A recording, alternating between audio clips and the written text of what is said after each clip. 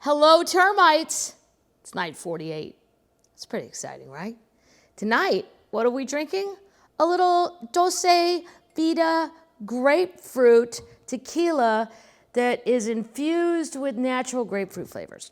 This is a wonderful summer addition to your alcoholic closet because it goes really good with Fresca, so it's delicious if you're out in the hot sun.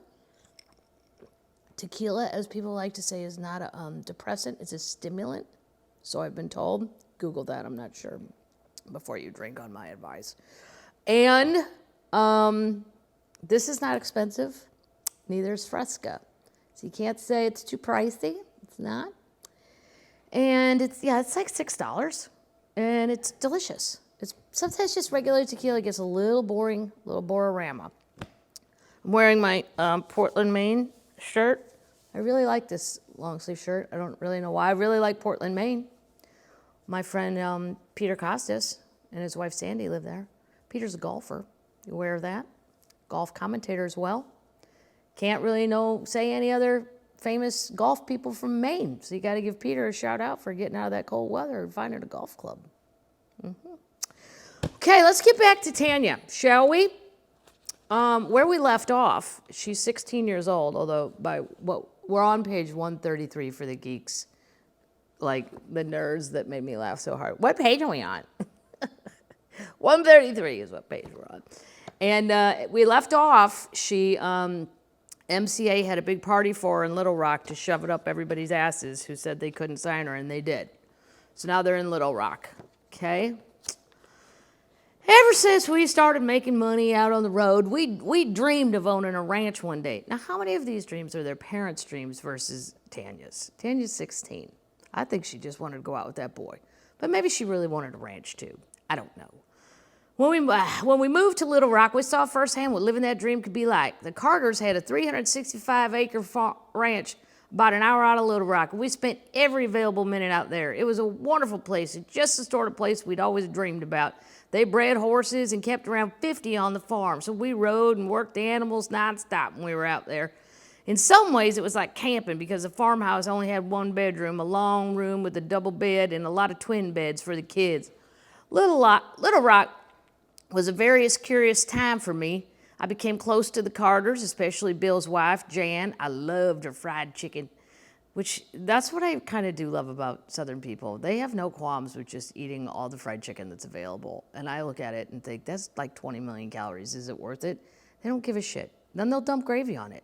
Because you know what? It wasn't fattening enough to begin with because you fried and baked the chicken. Now we're going to throw it in gravy. Excellent. I loved her fried chicken. Cracker Barrel's fried chicken. Just throwing that out there. It's a little road tip. Great.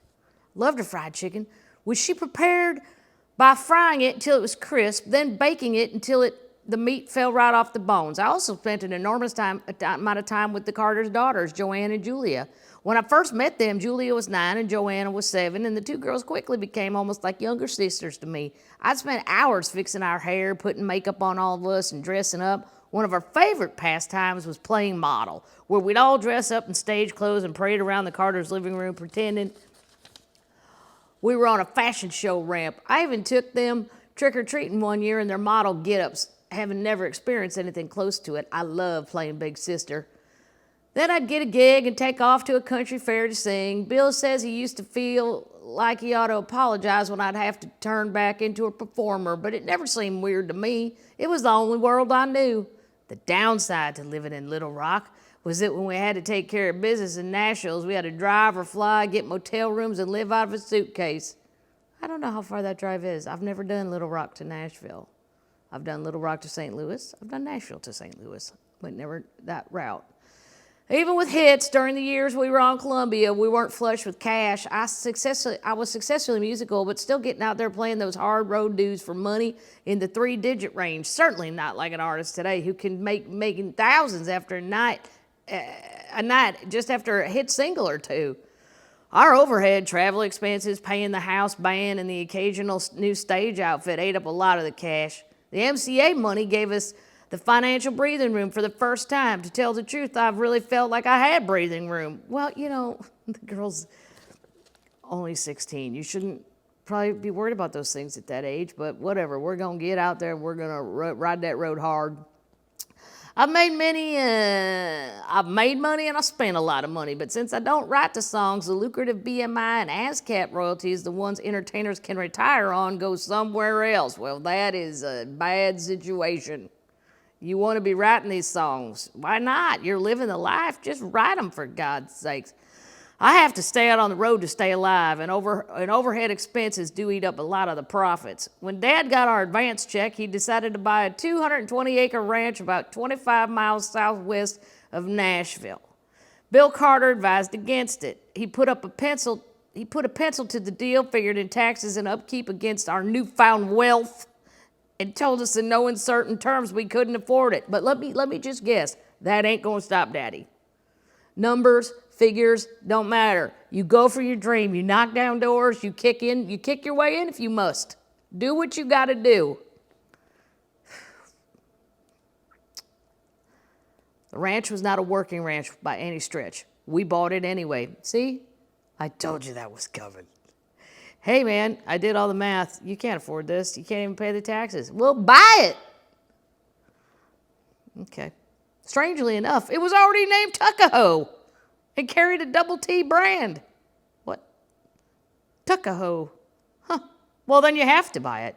I mean, if I wandered around and found some ranch called Matahoe, I'd buy it if I could, even if I couldn't afford it.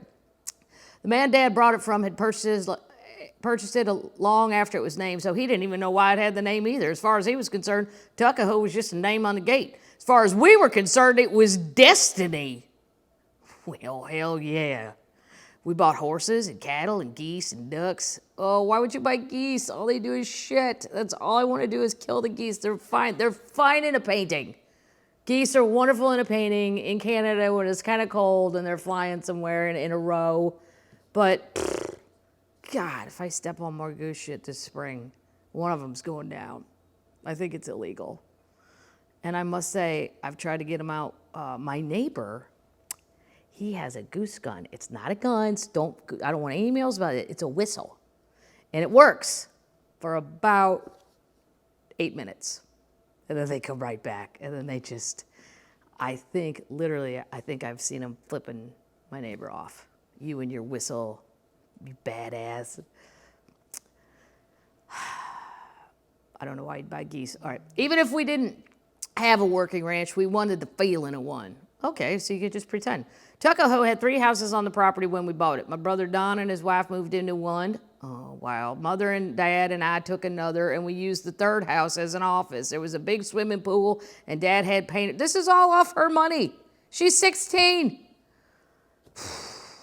Dad had painters come in and paint a Tanya Tucker logo on the floor of the pool. Yeah, you did. That's like John Dale. He's got the Arkansas Razorback on the bottom of his pool. I've seen it on the internet. LaCosta and her husband were living in Los Angeles, and the ranch gave them a home base when she came to town. Okay, this is getting good. We're almost halfway, and the back half's even shorter.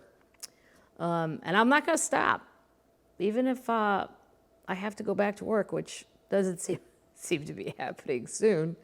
I'll keep going. Promises made, promises kept. That's right, termites. So put on your most comfortable socks. I have on my roots that have pink on them. They're pink and gray.